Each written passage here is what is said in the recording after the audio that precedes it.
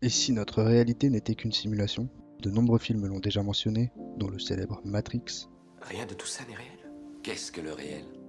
La théorie de la simulation, pour ceux qui ne le savent pas, propose que notre réalité telle que nous la connaissons soit le résultat d'une simulation informatique créée par une civilisation avancée. Le philosophe Nick Bostrom est l'un des principaux défenseurs de cette théorie. En 2003, il a proposé que l'une de ces trois propositions doit être vraie. La première, aucune civilisation ne pourra atteindre un niveau technologique incluant la faculté de créer une réalité simulée. La deuxième proposition, c'est qu'aucune civilisation atteignant le stade technologique suscité ne produira cette réalité simulée, soit par nécessité de réserver sa puissance de calcul à d'autres tâches, soit par considération éthique. Et la troisième possibilité, la probabilité que des entités telles que nous fassent partie d'une réalité virtuelle est proche de 1. Autrement dit, soit une civilisation s'éteint avant de pouvoir créer une simulation, soit elle le peut mais ne le veut pas, soit nous sommes probablement dans l'une d'entre elles. Maintenant, essayons de voir ça plus simplement. Le trilemme de Bostrom peut être réduit en deux possibilités.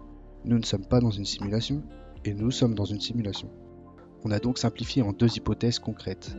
On doit appliquer un principe de base en statistique, le principe d'indifférence, qui dit qu'en l'absence de preuves, toutes les hypothèses devraient être considérées comme également probables. En fait, on arrive à cette conclusion à cause du manque d'informations pour affirmer ou réfuter une hypothèse. En revanche, le fait que l'hypothèse simulée contient nécessairement un univers naturel de base signifie qu'il y aurait un petit peu moins de 50% de chances que nous soyons dans une simulation.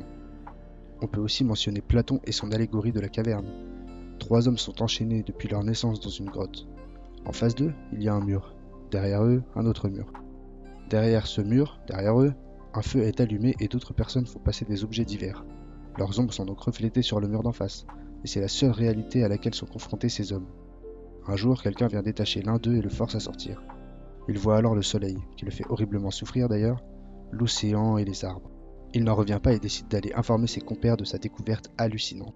Les deux autres hommes, effrayés et prenant leur ami pour un fou, décident de le tuer avant qu'il ne perde complètement la boule. La vérité était trop grosse pour être envisagée. J'ai souvent vu passer l'argument des simulations que nous créons déjà comme les Sims par exemple, pour soutenir la théorie.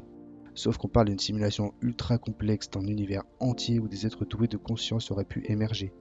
Si on part du postulat que la conscience tire sa source du cerveau, voyons ce que ça demanderait à un ordinateur. Le super ordinateur K, un des plus puissants à l'époque, a tenté de simuler une seconde d'activité cérébrale humaine en 2013. Rendez-vous compte, une seule seconde. Notons que K pouvait simuler un réseau de 1,73 milliard de cellules nerveuses alors que le cerveau en contiendrait pas moins de 100 milliards. Spoiler, il a réussi. Bon, par contre, ça lui a pris 40 minutes avec 84 000 processeurs. Il était pourtant puissant pour l'époque, pouvant traiter plus de 10,51 pétaflops par seconde. Ça fait environ 10,510 millions d'opérations par seconde. Mais comparé à notre cerveau, il peut aller se rhabiller. Certaines estimations le placent à une puissance de calcul de 1 zétaflop, soit 1000 milliards de milliards d'opérations par seconde, voire plus selon d'autres sources. Ceci dit, voyons maintenant comment les superordinateurs ont évolué dans le temps, puisqu'un des arguments récurrents est le développement rapide des technologies. Et en effet, là c'est plutôt intriguant en fait. Prenons comme point de départ le premier supercalculateur jamais conçu et revenons jusqu'à aujourd'hui. En 1938, le Z1 atteint un flop pour la première fois. 4 ans plus tard, le East Robinson multiplie le record par 200. L'année suivante, le record est anéanti par le Colossus Mark I, atteignant pour la première fois le kiloflop. En 1960, ce dernier est encore multiplié par 100 quand l'Univac Lark atteint 500 kiloflops. L'année suivante, l'IBM 7030 est le premier à atteindre le mégaflop. En 1984, le M13 atteint à son tour le gigaflop pour la première fois. En 1997, la SCI RAID passe au teraflop. En 2008, le Roadrunner atteint le palier du pétaflop. Et enfin, en 2022, Frontier vient d'atteindre l'hexaflop. Et ce ne sont que les plus grands paliers. De juin 1993 à juin 2022, la puissance de calcul des supercalculateurs aurait été multipliée par 18,4 millions.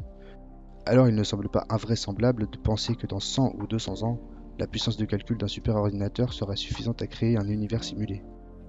Récemment, un physicien du nom de Melvin Vobson a voulu tenter de prouver que nous étions bien dans une simulation.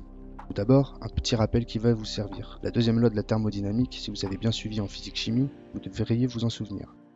L'entropie, la quantité de désordre dans un système isolé, ne peut que stagner ou augmenter, mais ne diminuera jamais. Nous savons que l'univers est en expansion sans perte ni gain de chaleur, ce qui implique que l'entropie totale de l'univers soit constante. Cependant, la thermodynamique nous apprend également que l'entropie augmente constamment. Cela montre qu'il doit y avoir une autre entropie, l'entropie de l'information, pour contrebalancer cette augmentation. Pour étayer ses propos, le chercheur a notamment avancé le cas de la mutation du Covid-19.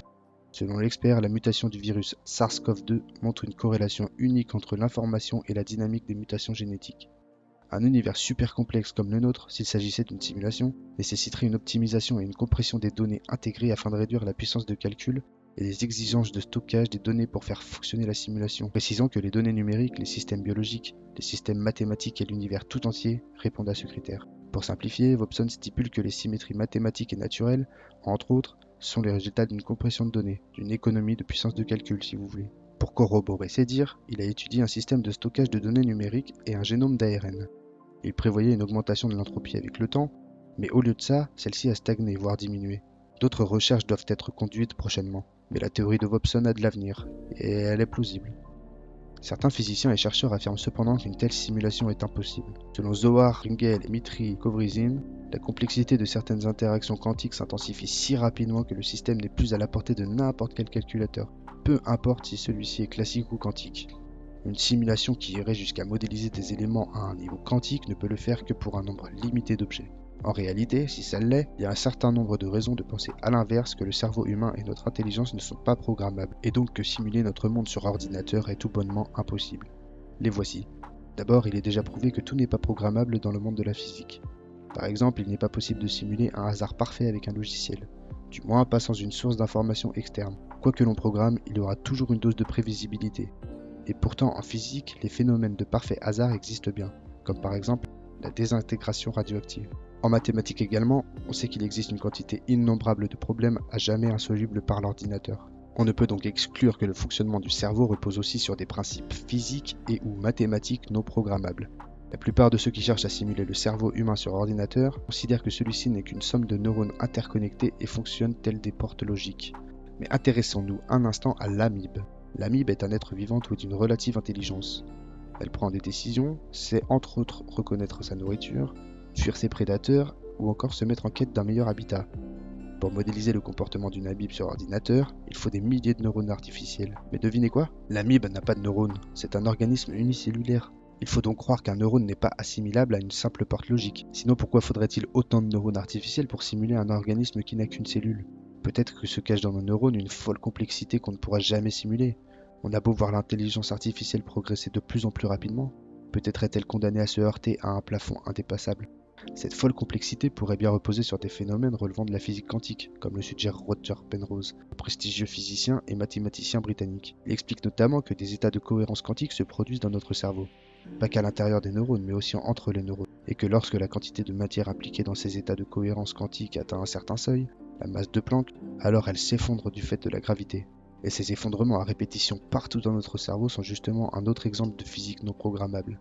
Roger Penrose a longtemps été décrié pour cette idée. Jusqu'il y a peu, on considérait que les cellules biologiques constituaient un milieu trop chaud et humide pour que puissent s'y dérouler des phénomènes quantiques. Tout cela a changé ces dernières années. En effet, les preuves s'accumulent selon lesquelles de tels phénomènes se retrouvent notamment dans la photosynthèse, le fonctionnement des enzymes, de l'odorat, la magnétoréception des oiseaux, c'est leur capacité à percevoir le champ magnétique terrestre pour s'orienter, et aussi le cerveau. La photosynthèse semble reposer sur la superposition quantique, d'après laquelle une particule semble être à deux endroits en même temps. Concrètement, il semble que chaque petit paquet d'énergie essaie simultanément tous les chemins possibles pour aller d'un endroit A à un endroit B dans une plante, avant de choisir le plus efficace. Les enzymes et notre odorat, eux, s'appuieraient sur l'effet quantique dit tunnel, qui permet à des particules de disparaître devant un obstacle pour mieux réapparaître derrière et ainsi le traverser comme par magie. La magnétoréception, quant à elle, ne serait possible sans l'effet d'intrication quantique se produisant à l'intérieur de molécules présentes dans les yeux des oiseaux. Cet effet prévoit que deux particules distinctes puissent toujours être dans le même état comme si elles pouvaient communiquer plus vite que la vitesse de la lumière. Instantanément en fait. Enfin, en 2014 ont été publiés les résultats de recherches montrant l'existence de vibrations quantiques dans les microtubules des neurones. Les microtubules, c'est les structures filamenteuses à l'intérieur des cellules. Ça fait beaucoup de points en défaveur de la théorie quand même.